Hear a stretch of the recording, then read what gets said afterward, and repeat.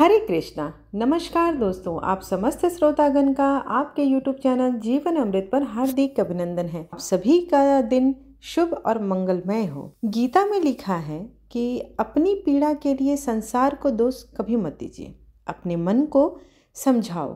तुम्हारे मन का परिवर्तन ही तुम्हारे दुखों का अंत है। कृष्ण वाणी के साथ आज की कथा आरंभ करते हैं। आज से हम अपने चैनल पर श्रीमद् भगवत गीता महात्म कथा की श्रृंखला का रसपान करेंगे, तो इस कथा का श्रवण करने के लिए आप सब जुड़े रहें।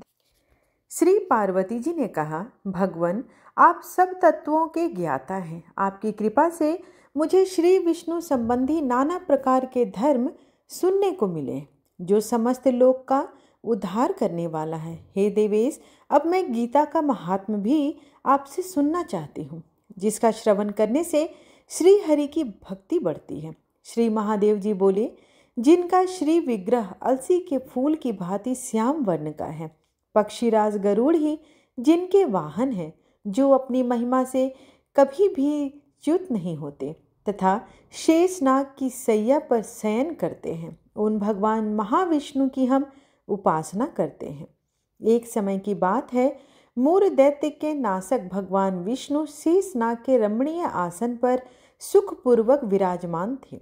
उस समय समस्त लोगों को आनंद देने वाली भगवती लक्ष्मी ने आदरपूर्वक प्रश्न किया।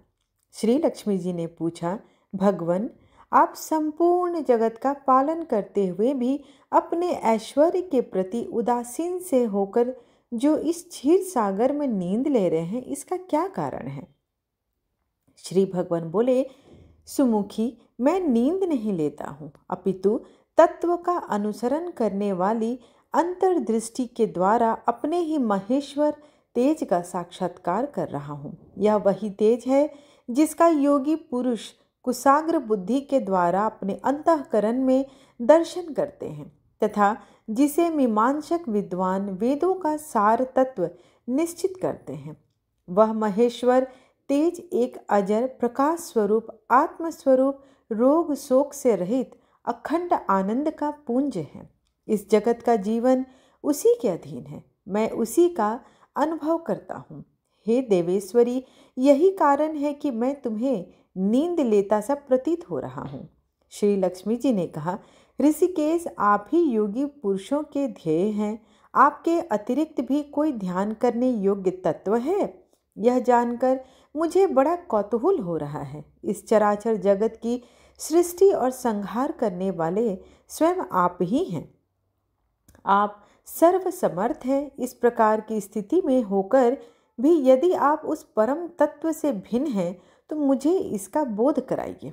श्री भगवान बोले, प्रिय, आत्मा का स्वरूप द्वैत और अद्वैत से पृथक भाव और अभाव से मुक्त तथा आदि और अंत से रहित है। शुद्ध ज्ञान के प्रकाश से उपलब्ध होने वाले तथा परमानंद स्वरूप होने के कारण एकमात्र सुंदर है। वही मेरा ईश्वरीय रूप है। आत्मा का एकत्व ही सबके द्वारा जानने योग्य है। गीता शास्त्र में इसी का प्रतिपादन हुआ है। तेजस्वी भगवान विष्णु के ये वचन सुनकर माता लक्ष्मी ने शंका उपस्थित करते हुए कहा, भगवान, यदि आपका स्वरूप स्वयं परमानंदमय और मनवाणी की पहुंच के बाहर है, तो गीता कैसे उसका बोध कराती है? मेरे इस संदेह का निवारण कीजिए। श्री भगवान बोले, सुंदरी सुनो, मैं गीता में अपनी स्थिति का वर्णन करता हूँ। क्रमशः 5 अध्यायों को तुम 5 मुख जानो, 10 अध्यायों को 10 भुजाएं समझो तथा 1 अध्याय को उदर और 2 अध्यायों को दोनों चरण कमल जानो। इस प्रकार यह 18 अध्यायों की वांगमयी ईश्वरीय मूर्ति ही समझनी चाहिए। यह ज्ञान मात्र से ही महान पातकों का नाश करने वाली है। जो उत्तम बुद्धि वाला पुरुष गीता के 1 या आधे अध्याय का अथवा 1 आधे या चौथाई श्लोक का भी प्रतिदिन अभ्यास करता है, वह सुशर्मा के समान मुक्त हो जाता है। श्री लक्ष्मी जी ने पूछा, देव, सुशर्मा कौन था? किस जाति का था और किस कारण से उसकी मुक्ति हुई? श्री भगवान बोले, प्रिय, सुशर्मा बड़ी खोटी बुद्धि का मनुष्य था। पापियों का तो वह शिरोमणि ही था उसका जन्म वैदिक ज्ञान से शून्य और क्रूरतापूर्ण कर्म करने वाले ब्राह्मणों के कुल में हुआ था। वह न ध्यान करता था, न जप, न होम करता था, न ही अतिथियों का सत्कार करता था। वह सदा गलत व्यसनों में सेवन में ही लगा रहता था। हल जोतता और पत्ते बेचकर जीविका चलाता था। उसे मदिरा पीने का व्यसन था तथा वह मांस भी खाया करता था। इस प्रकार उसने अपने जीवन का दीर्घ काल व्यतीत कर दिया। एक दिन उस मूढ़ बुद्धि सुशर्मा पत्ते लाने के लिए किसी ऋषि की वाटिका में घूम रहा था। इसी बीच में काल रूपधारी काले सांप ने उसे डस लिया। सुशर्मा की मृत्यु हो गई। तदंतर वह अनेक नरकों में वहाँ की यातनाएं भोगकर मृत्यु लोक में लौट आया और वहाँ बोझ ढोने वाला बैल हुआ। उस समय किसी पंगु ने अपने जीवन को आराम से व्यतीत करने के लिए उसे खरीद लिया। बैल ने अपनी पीठ पर पंगु का भार ढोते हुए बड़े कष्ट से 7-8 साल बिता दिए। एक दिन पंगु ने किसी ऊंचे स्थान पर बहुत देर तक बड़ी तेजी के साथ उस बैल को घुमाया। इससे वह थक कर बड़े वेग से पृथ्वी पर गिरा और मूर्छित हो गया। उस समय वहाँ कुतूहल सा वश में आकृष्ट होकर बहुत से लोग एकत्रित हो गए। उस जन समुदाय में किसी पुण्य आत्मा व्यक्ति ने उस बैल का कल्याण करने के लिए उसे अपना पुण्य दान दिया। तत्पश्चात कुछ दूसरे लोगों ने भी अपने अपने पुण्यों को याद करके उन्हें उसके लिए दान किया। उस भीड़ में एक वैश्या भी खड़ी थी। उसे अपने पुण्य का पता ही नहीं था, फिर भी उसने लोगों को देखा देखी उस बैल के लिए कुछ त्याग किया। तदंतर यमराज के दूत उस मरे हुए प्राणी को पहले यमपुरी में ले गए। वहाँ यह विचार करके कि यह वैश्या के दिए हुए पुण्य से पुण्यवान हो गया है, उसे छोड़ दिया गया और वह भूलोक में आकर उत्तम कुल और शील वाले ब्राह्मणों के घर में उत्पन्न हुआ। उस समय भी उसे अपने पूर्व जन्म की बातें का स्मरण रह गया।